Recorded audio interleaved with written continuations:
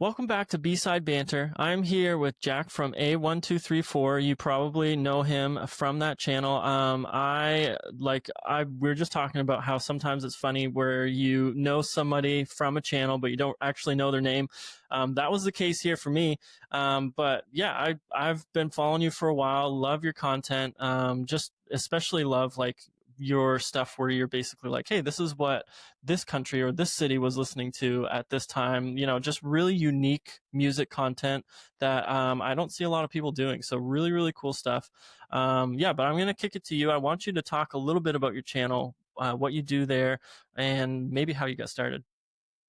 Yeah, sure. So, hello everyone from the B-Side Brigade. I am Jakk. I am the founder, creator, and sole person behind O1234. Basically, how it all got started was back in, I want to say maybe like 2013 or 2014. Me and an online friend of mine called Alia, we started a Tumblr music page. And we did it just for just a little bit of fun, and because for anyone who doesn't know, I am dyslexic. So going into university in your final year, you have to write a dissertation, and I needed to improve my writing. So we did this blog to help me not only improve my writing, but also to just share our love for music. And we kept that going for 2-3 years before life got in the way for both of us, and it just kind of stopped. Then basically after 5-6 years, I really missed it. So I started up another blog, but spent ages trying to come up with the name. And eventually it came about because I was listening to a Beatles song, and it was specifically, they had a opening. It just went 1, 2, 3, 4. That was it. I was like, the counting, that makes so much sense. That's perfect. And did the blog for 5 years, just writing consistently. And then what happened is I was watching YouTube, and this guy basically said, this year is the year of the vertical video, 2023, and every year after that will be the same. And I just kind of sat there and was like, ooh, I should probably start doing that now, shouldn't I? So I started doing just a couple of videos at the start. They were really bad quality. It was like a £10 mic that I got off Amazon. Not great. And then none of them really got traction, but they were doing okay and gained me a couple more followers. Yeah, sure. Then as I was doing the Hackney Half Marathon, my phone started buzzing consistently with notification after notification. And when you're having headphones on and running in a half marathon, that can be distracting. Yeah, absolutely. Absolutely. Yeah, so I had to go into my phone, turn off my notifications, and then once it was all finished, I go in, check my phone, and I'm like, oh, I am going viral on Instagram. And then everything after that just kept snowballing and snowballing into what we have today, really. Man, that's so crazy. A great problem to have. Distracting during your run, but that's super cool. Yeah, dude, I was spending the whole time panicking about it because my first entry into videos was on TikTok in 2020. And I remember, I can't remember who it was, but there was an artist getting hate, and I was like, guys, the hate's a bit overdone. It's just not your type of music. And I woke up the next day to about 1,000 comments telling me how horrible of a person I am just for saying, nah, they're not that bad, guys, because they basically just made bad music. There was nothing off about them or anything weird. It was just they make music that you're not into, but it was just a bit too much. Woke up to a lot of hate comments, and I was like, oh no, it's happening again. Man, yeah, that is definitely the thing about social media. They will speak their mind, hiding behind whatever profile they're on.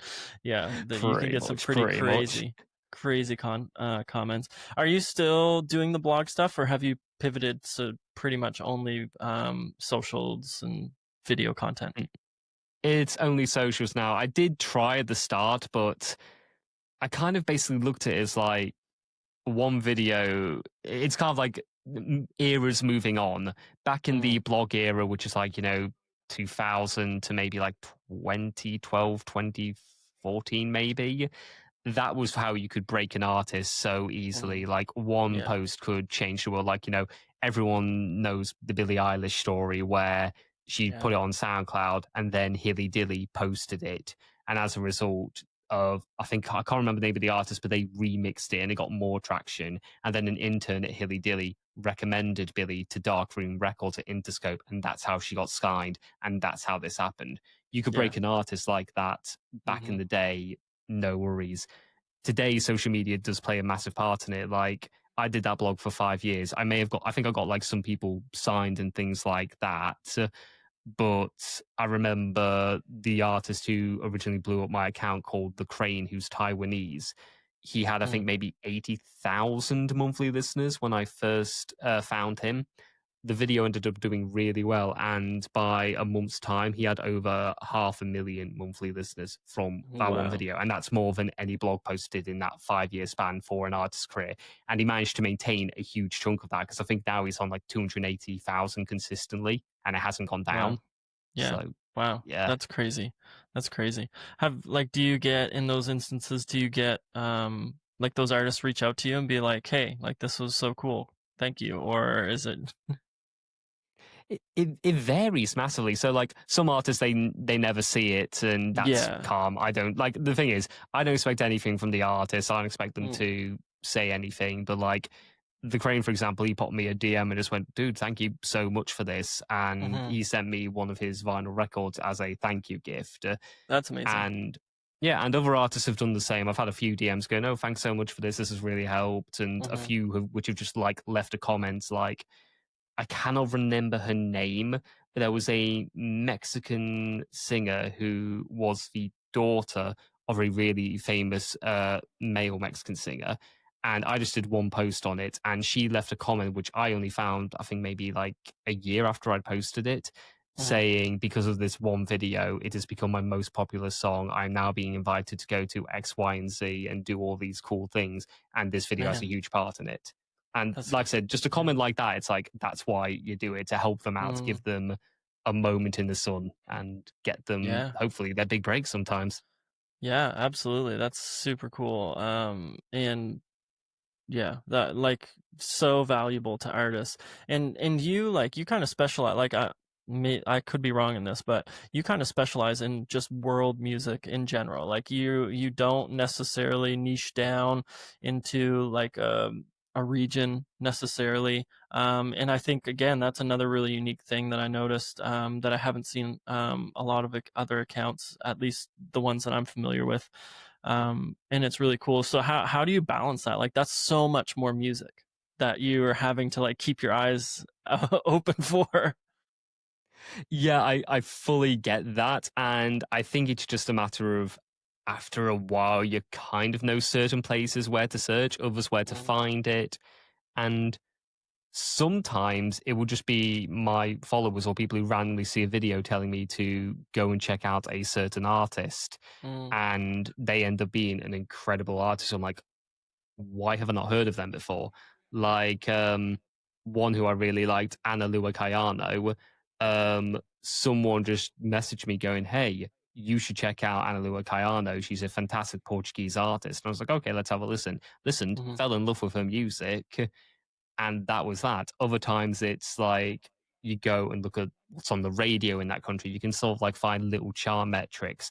You can find other social media. Like I found, if I, like, for example, go and type in new music in Vietnamese or Spanish or anything like that, you'll get a mhm, whole new brand of music on different social medias, YouTube and things like that, that you may not necessarily come off. And otherwise, there's also music curators, tastemaker sites. There's different ways you can find in, and mhm, eventually you find something where you're like, "Ooh, that's a gem. I want to do it." And with older music, it's a similar thing. Like I've started diving currently into the African music scene by looking at some of these record labels who are finding these really obscure African musicians who aren't on Spotify, they aren't on Apple Music or anything like mhm. that, and just uploading them and getting them into the world again. Like I'm loving that at the moment. That's crazy. That's yeah, wow. That's like such an interesting thing um to kind of go back and take that part of history that yeah, Mm. like it's to some degree is kind of forgotten. Um and I think that that's what's like cool about what you like, kind of the series that you have where you're like, hey, this region, what was on the radio at this time, Mm, is that we forget so much music. And not only are you going to other parts of the world, so like for a person like me, I'm like, oh, I would never have known that this artist was popular at this time. So that's mm, also cool. But um, even if you focused in on like UK, US, whatever, mm. so many artists get forgotten about. So it's really cool that you do that. You must have some pretty cool stories about like some forgotten artists in areas that you were like, whoa, like what happened here? Do you have any of those like stories? There's there's one that I'm kind of researching right now, but I'm still not like fully ready because there's not a huge amount about him overall, at least from what I could find from English websites. But it's a Mm, guy called Johnny Alf, and he is widely, well, not widely, he is kind of known as the creator of bossa nova. mm, Before, like, I think it was Sergio Mendes released his debut album mm, in 1960s, I believe. 10 years before that, Johnny Alf released what is known as the first bossa nova album, and he's really like overlooked in terms of a lot of things because he was also basically during that time they weren't because bossa nova was seen as during that time period. Sorry, I'm trying to get the words properly. no, no, you're Um, good. During that time period, bossa nova, when it was originally coming out and becoming popular, was seen by Brazil as their answer to beat music, which is what the Beatles were creating, the backbeat kind of sound. Mm, So they were primarily promoting people and showcasing people who they believed would go to that audience and be able to promote it worldwide. And one of those people was obviously Sergio Mendes, maybe Jorge Mendes, people like that. Apologies, there are some people I'm trying to remember and they're just getting mm. scrambled in my head. Yeah, that's But fine. That's fine. people in that world and space, and the reason they got promoted more was because they were more fair skinned, whereas Johnny Alf was a black man. So he didn't get Mm, promoted as much. And as a result, he kind of got pushed down compared to the other artists, despite the fact he is technically the person who kind of came up with the genre itself. So he's someone who mm, I believe's really overlooked in terms of the Brazilian scene for sure. In terms of like probably someone who more people know because of who he inspired, Escalita, who is a American singer who basically learned rock and roll from Sister Rose Tharp, I believe her name is. It may have just slipped my mind there, mm, but he learned rock and roll from her and then applied his own twist to it with these cool wailing sounds and different performative styles that really evoked it at the time. And then he taught it to Little Richard. mm, And Little Richard is heavily inspired by Escalita. And if you go back and listen to some of Escalita's music, especially on like, I think it's on Spotify now, mm. there is such a comparison between Little Richard and them. But Yeah, unfortunately, at that time, you could only have one person doing that, and that was Little Richard. So that's yeah. another person who I think is quite interesting. Yeah, that's so crazy. Um, and I think it just goes to show that like you can't like as much as you want to attribute like so and so to the birth of something, like it just keeps the rabbit hole keeps going deeper and deeper and deeper because like you said, this sister, whatever her name was, inspired like Rosetta taught. Tharp, I got it wrong. Yeah, yeah, no, you're good. She taught him and then he passed that on to little Richard, and like same with the bossa nova thing, like Mm, it's just so interesting. And yeah, it just yeah, kind of goes to show that origins of genres and origins of certain music are just a lot messier than you think. Then like, mm, hey, so and so birthed this, like yeah, James Brown birthed this, or like you said, little Richard birthed this. It's like, no, there's people before, and mm, they were being like, he was inspired by these people. Yeah, it's so interesting to do that digging, yeah. but I'm sure very difficult. Like, how do you get that information? It's just pure chance sometimes, I'll be honest with you. Like, I go down a rabbit hole and then I'll Mm, read one little thing. I'm like, ooh, that's interesting.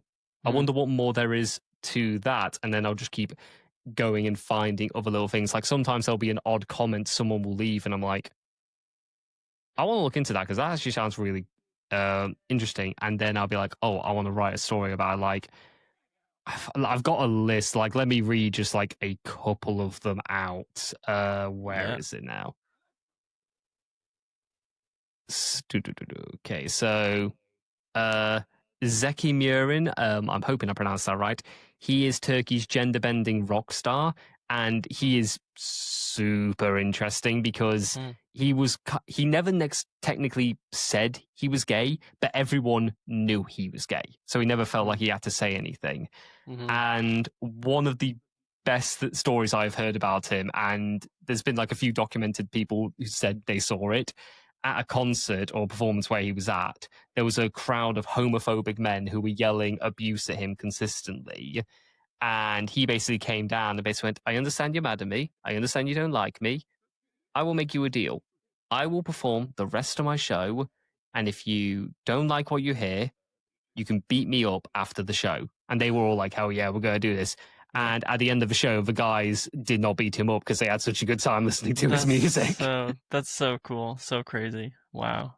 That's really cool.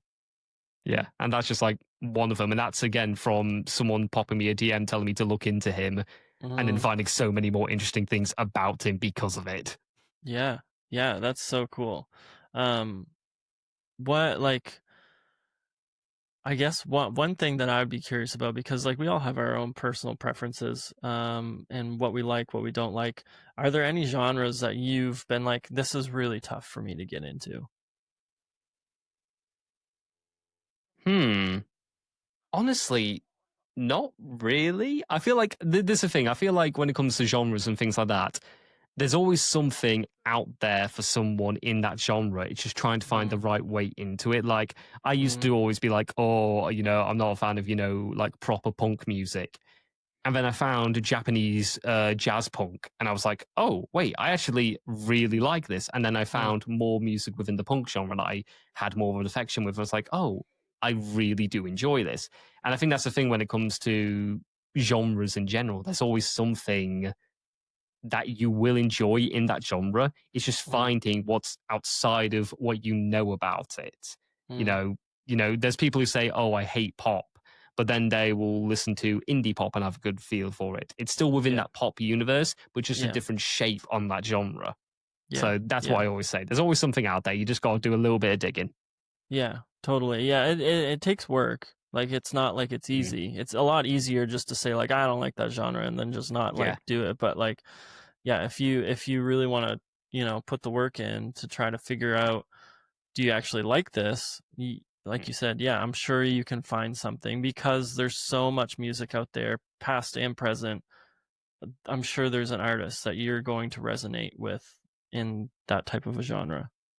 Exactly. It could even be an artist you technically don't like, but then you find that one song, you're like, oh, wait, this is still in that genre. Like my friend who said they weren't a fan of Metallica told them to listen to Nothing Else Matters by Metallica.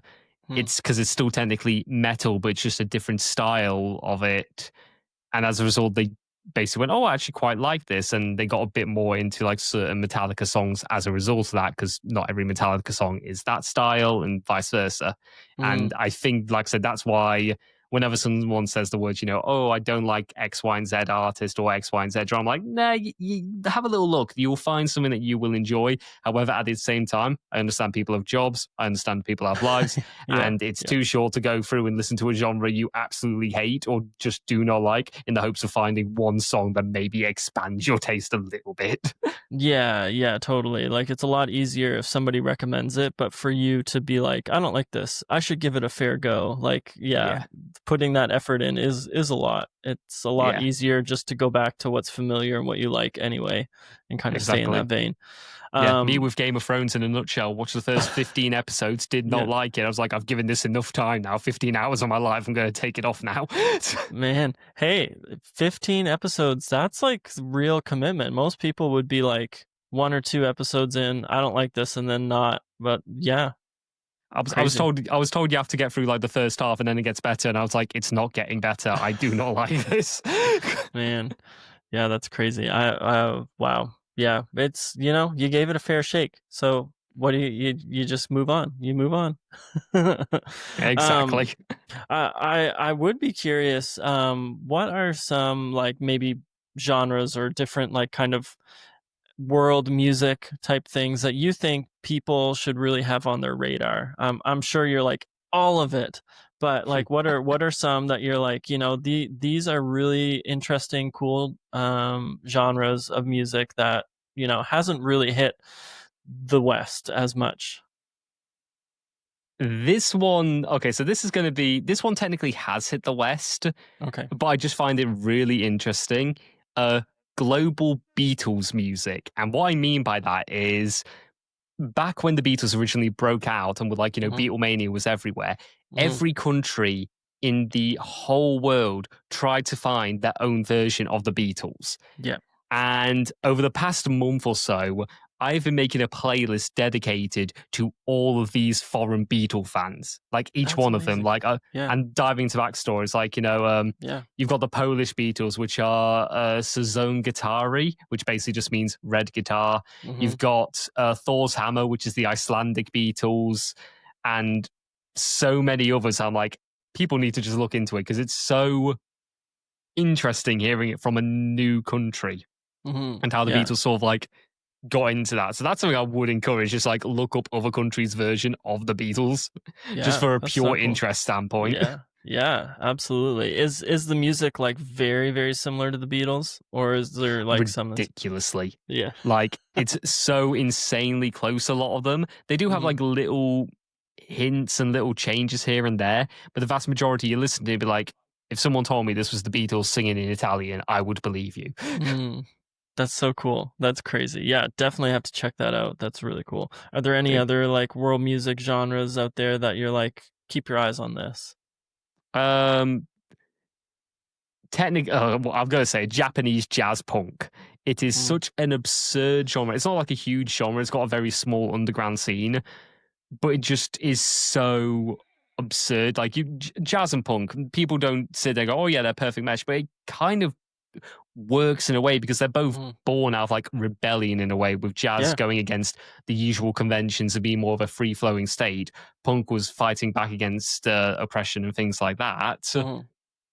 They both work really well together in such an absurd way, and Japan has made it work really well in some of them. Like it's weird, it's over the top, but it's really fun and interesting to listen to. Not for Yeah. everyone, I will say, but definitely listen to it. And one thing that I think is technically, it's not technically a genre, but it's really interesting, is traditional meets modern. It's not technically a genre, Mm, but the way people these days are taking the traditions from their country and applying it to more modern mm, sounds. So, for example, yeah. Portugal, you've got Ana Lua Caiano. In Spain, you've got El Nido. In as well as Rosalia, obviously. Mm, In Italy, you have La Nina, and all these other ones which take tradition but just bring it into the modern era to introduce more people to that sound. And I find that mm, so interesting. And I love it. yeah. Yeah, I was just talking to, I guess it wasn't just, but maybe a couple months ago, I was talking to somebody in Ireland. Joe Donnelly is his name, and he was just talking about how there's a lot of traditional Celtic music that like artists are taking this traditional Celtic music and those sounds, and they're trying to modernize it, make it so that it's more appealing. Yeah, and I think that's really cool. I think that that's like something that's missing. You're taking the past and you're trying to, yeah, I guess maybe marry it to the present Hmm. in a really cool way. Yeah, Ireland's a cracking example as well because you've got some people say they are and some people say they aren't. But like Kingfishers, for example, Mhm. they are sort of like bringing sort of like old Irish traditional folk into the modern era, as well as Amble, who Amble are one of those acts I need to see live because Mhm. they look so insanely good and they do a similar thing. But Yeah. it's so, like I said, it's interesting, that type of thing. I love it. for I don't know, for whatever reason, my like TikTok feed has just been full of Amble clips, like just constant. Like I don't know if they're just like on a real big marketing kick, or if I just watched a few videos and TikTok was like, here, have all of this. But yeah, a band that that's been on my radar, and I've been like, this would be so cool to see. Oh, 100%. Yeah. Do you think that there's going to be any kind of world music is the only blanket statement I can say. I need to find a different word for it. But do you think there's any of these genres that are going to break in like kind of US, UK soon? Like, because we've seen this phenomenon with like K-pop. Like K-pop is just Mm. massive, massive, right? Um, do you think that there's going to be anything like that happening soon with another genre? It's really hard to say because the reason why a lot of these genres don't make it over to Western soil is because it is drenched in their own culture and their Mm, own style. And for it to become something that works in the West, they have to water it down. Like the yeah. reason K-pop works really well in terms of the US and UK in general is because it takes heavily from Western ideals. Like Mm, you look at their style, they wear the sounds and everything like that. It's more leaning to Western pop music, but just through a little bit more of a Korean lens. mhm, So that's a reason like that kind of had that huge blow up internationally, especially within USA and UK. mhm, In terms of ones that I think might, it's really, really difficult to say. It's like I don't think I can really answer that honestly because I don't think it's more of a chance thing. Because right mhm. now I'm seeing a lot of like Italo disco coming out with a lot of Okay. artists in US and UK leaning more into like the old style. I'm like, okay, that might be something that becomes more and more popular as time goes on because we're seeing a lot more dance acts come out now, like similar to like the style of Daft Punk and Mm, elements like that. And I think French house slash Italo disco is probably more likely than other genres. But even then, you don't necessarily need to have the language barrier between it, which makes it yeah. more universally appealing, which is Mhm. probably why I'd say those two is the best chance at the moment. But they've already broken over to an extent. Yeah, yeah. Well, and I'm pretty sure. Um, yeah, I just saw a video of yours that was like, "This is the Italian Daft Punk." Uh, Yeah, yeah. Who was that? Um, oh god, it slipped my mind entirely.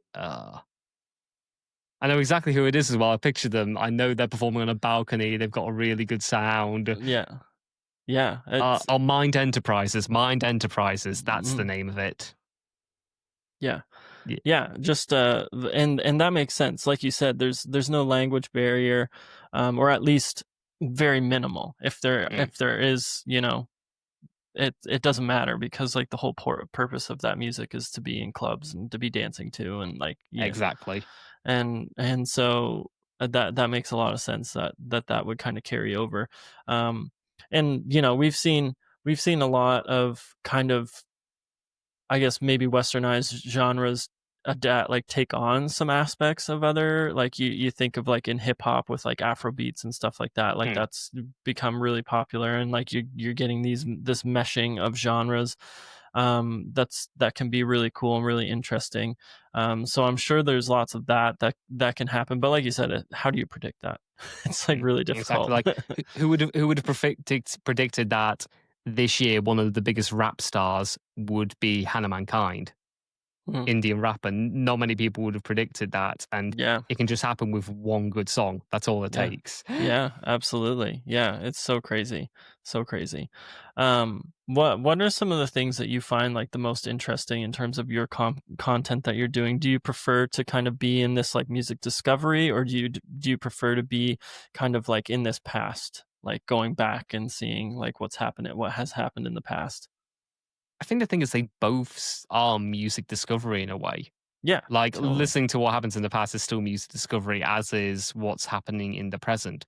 I find both interesting. What I find really interesting at the moment is diving into the history of certain artists and the stories behind them, like what happened, how did they get to that point, and trying to see Mhm. if there's something there. I'm like, oh, I want to talk about that more, or why is this sound a certain thing? Like, um, Yellow Button recently did a video where she talked about oh, I've forgotten his name. He's Japanese guitarist, really good.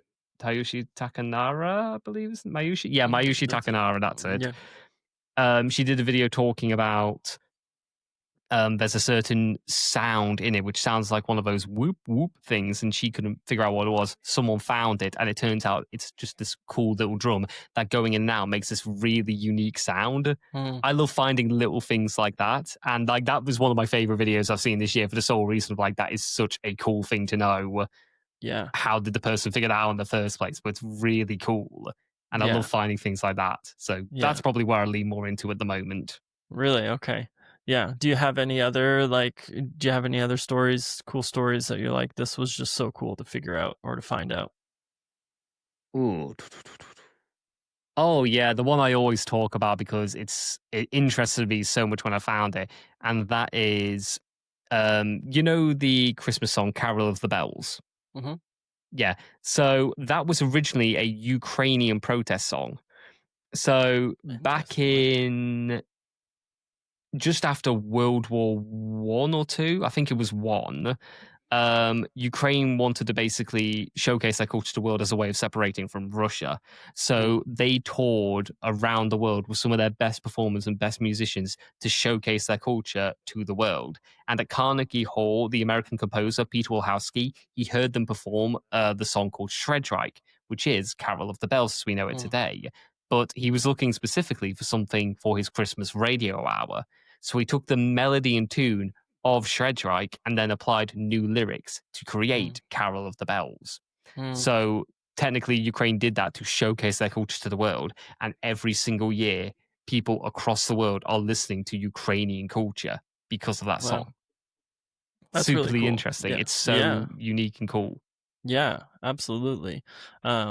And I feel like that happens quite often, right? Where like you kind of steal the melody. Um, I'm thinking of like that New Year's song. Old Anzine? Yeah, like, I feel like that's been changed multiple times. Mm, I wouldn't know. I'd have to obviously do some research, but, um, like, I feel like I've heard multiple, iterations of that. Not anything as significant as the story you just said, but, like, mm, just artists being like, "I love this melody," and, it's like a royalty-free melody at this point, I'm assuming. You probably don't have to, mm. like, because Yeah, it's so yeah. old, right? And so you can kind of adapt it.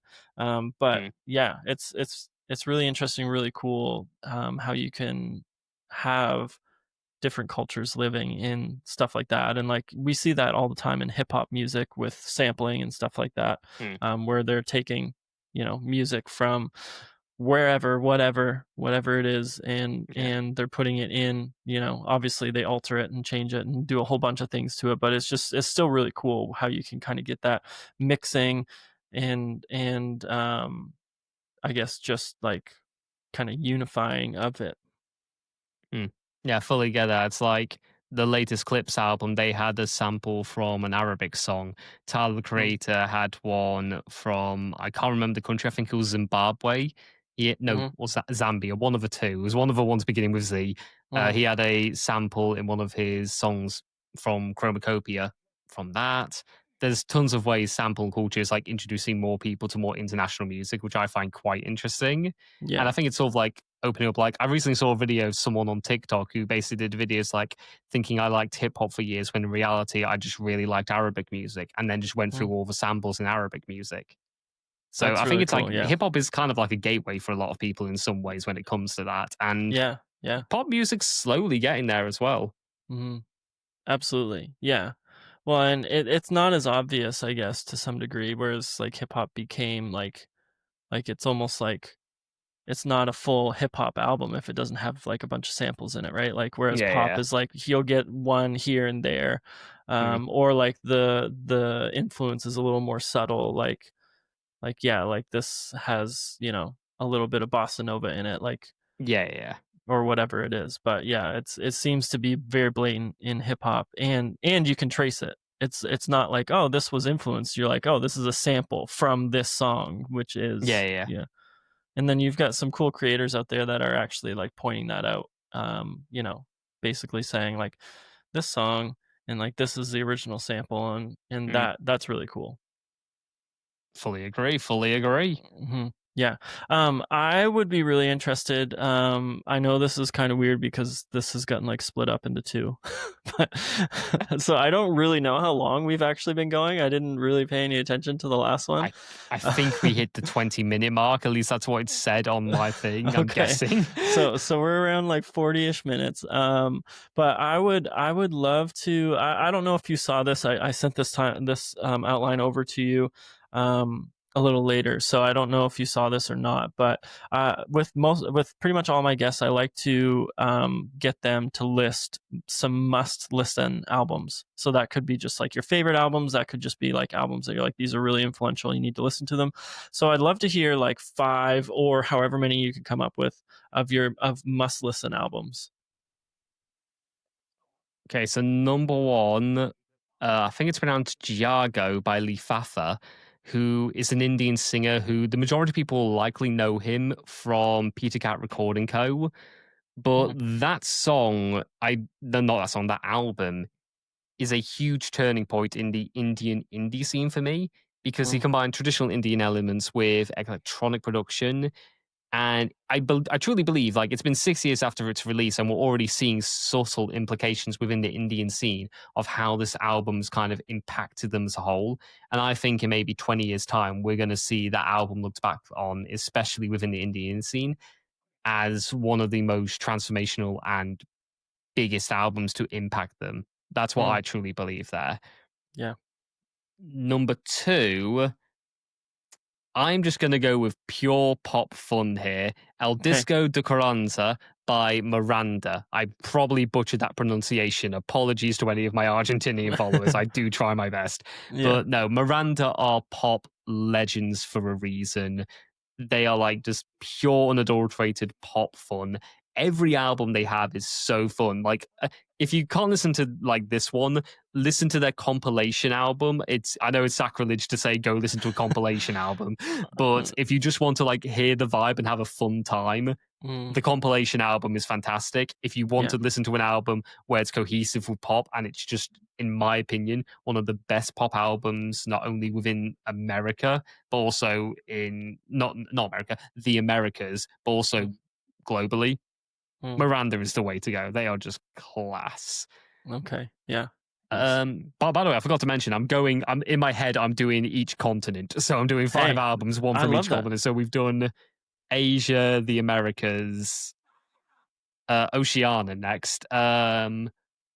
A self-titled debut album by Happer, who basically that name is, I think it's pigged in slang for ethnically mixed, because one comes from not New Journey, New Jersey, Mm, and the other is from Hawaii.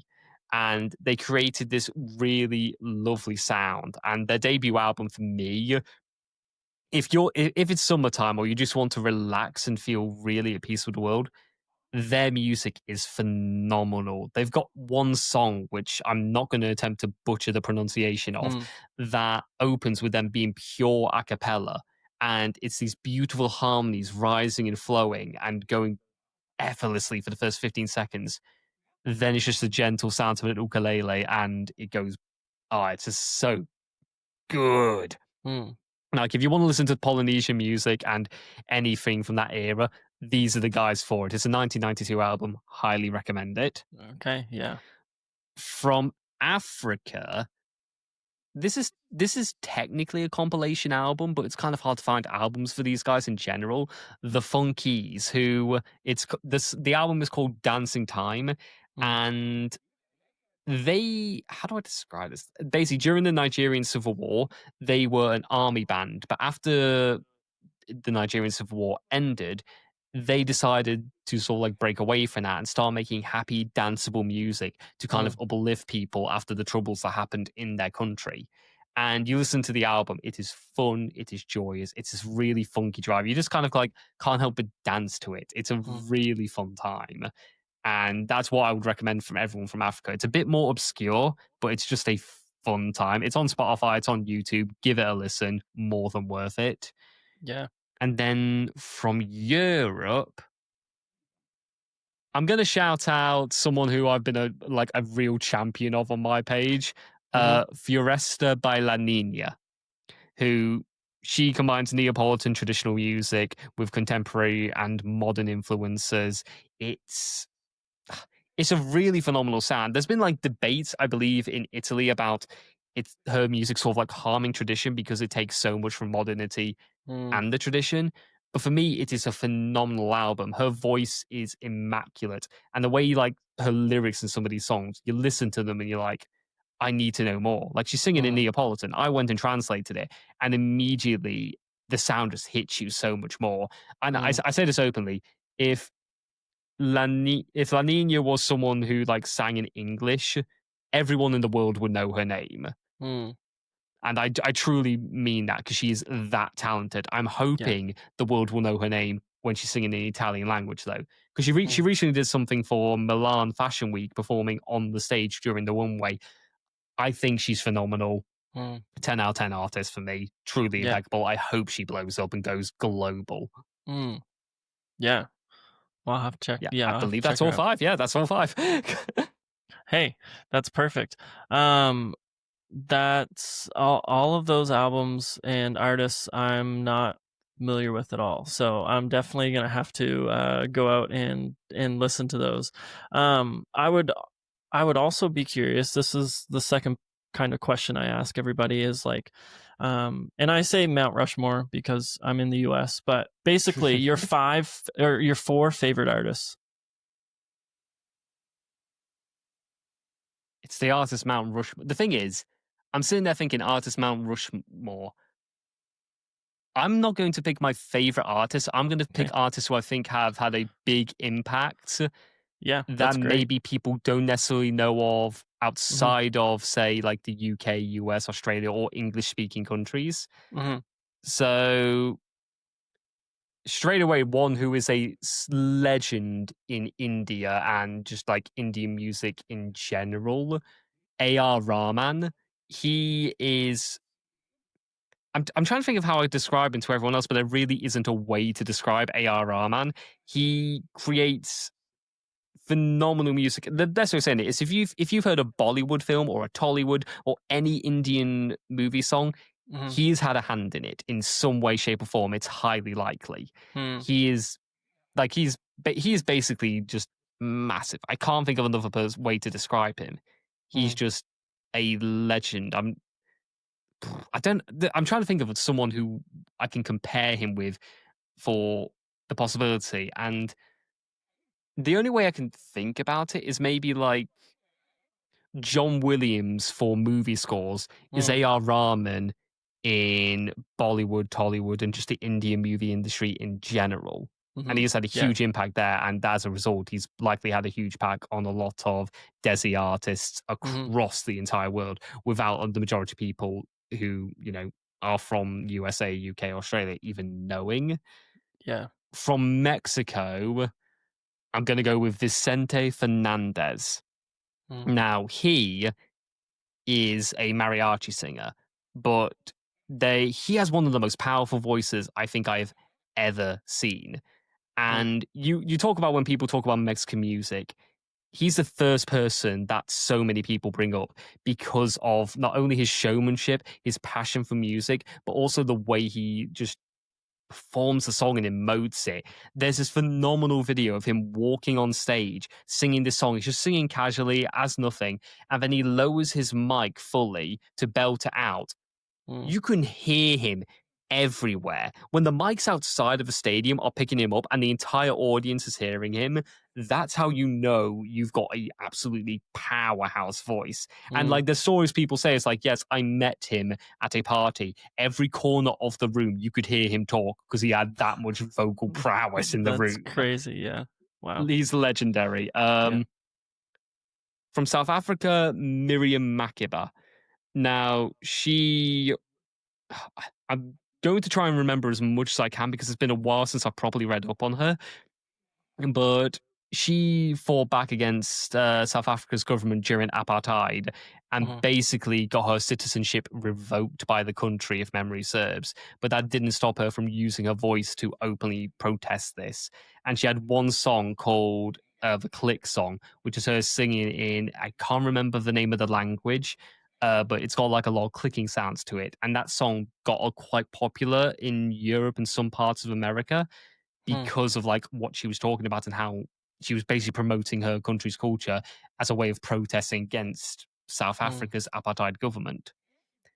She just kind of really spoke up against it and was a lot of people's first introduction to more traditional African music in a way, I guess. I may be Hmm. entirely wrong there because my brain's going scatterbrain a bit about it, but Yeah. she is a proper legend in that sense for me and genuinely incredible artist. People need to look into her more. She has this video clip where she's going through an interview, and I think it's so perfect for the modern era where she Hmm. says, the white man think they discover everything. They think they come to the country and go, poof, you existed, and nothing happened before that, which is Hmm. ridiculous. And I think that quote from her is just like so indicative to a lot of things that are happening right now. Got a lot of Yeah. time for her.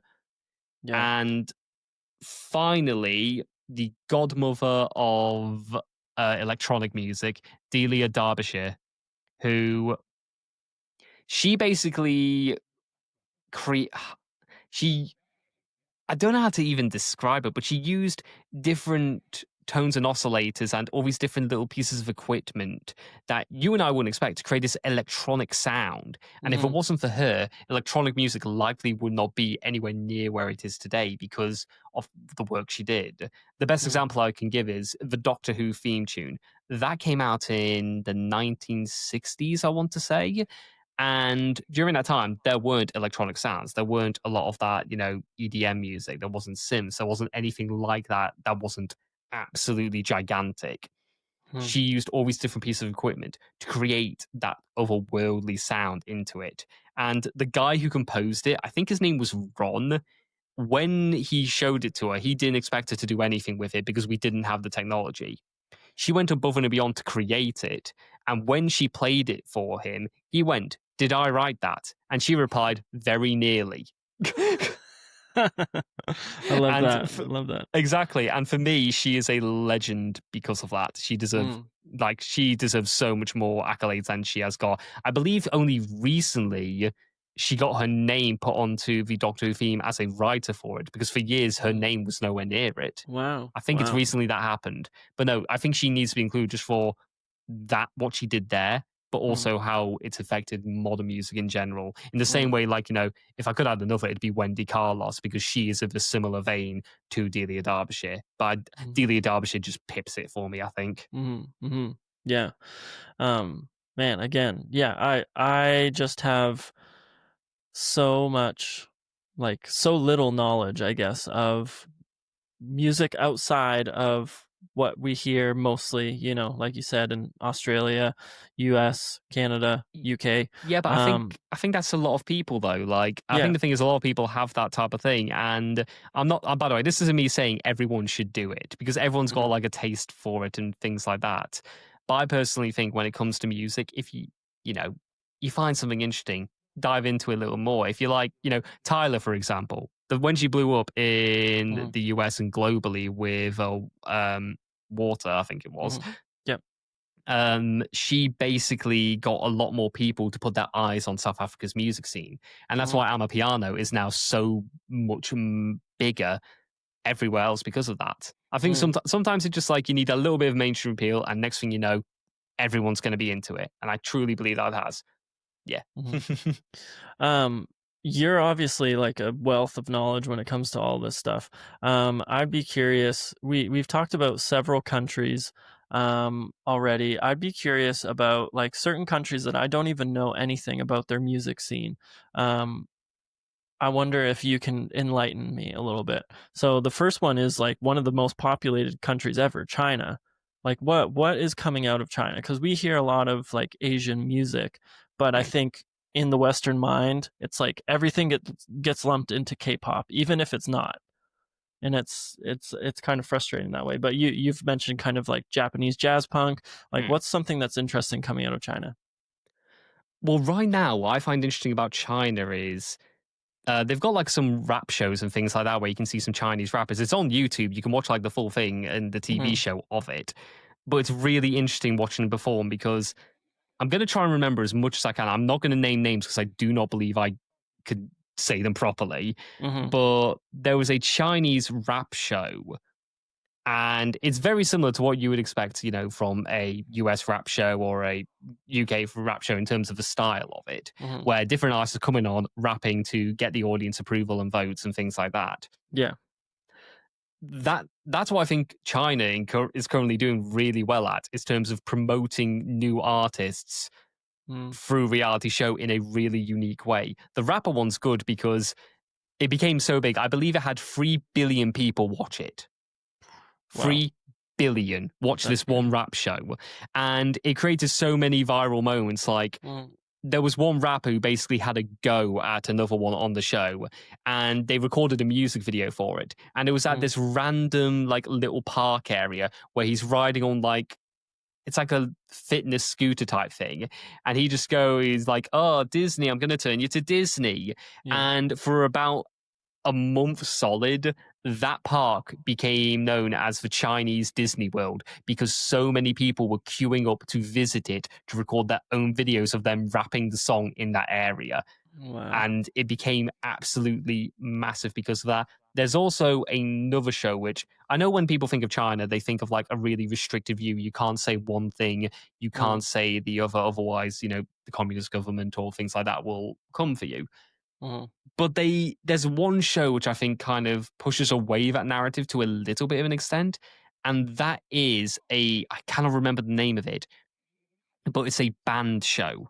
And what they do is they got different underground bands from across China to come and perform. And a lot of these bands go completely against the usual Chinese experience in terms of what people expect from China. They're not like, clean cut. They are a bit different. They've had someone who, like a guy, for example, come on in full makeup, feathery coats, and like go all over the top with it. They've had really gothic bands on it. And it's super fascinating watching it because for you and me, for example, we look at that and just go, "Oh, yeah, it's just, some bands, things like that." For China, that is a proper outbreak. It's the first time a lot of these bands have been given any form of, sentience on actual TV. They're just kind of like underground for a reason.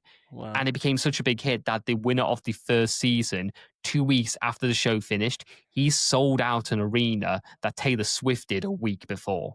Wow. That's so That crazy. is just from one. And it's super interesting, that show, because I don't know how to describe it. Like, that's the one show, if I could remember the name of it, I believe everybody should technically just give a little glance to, because there's some phenomenal performances in it. There's this guy who, there's a round where they get given like a song that you wouldn't expect to be underground that they have to take and transform it into.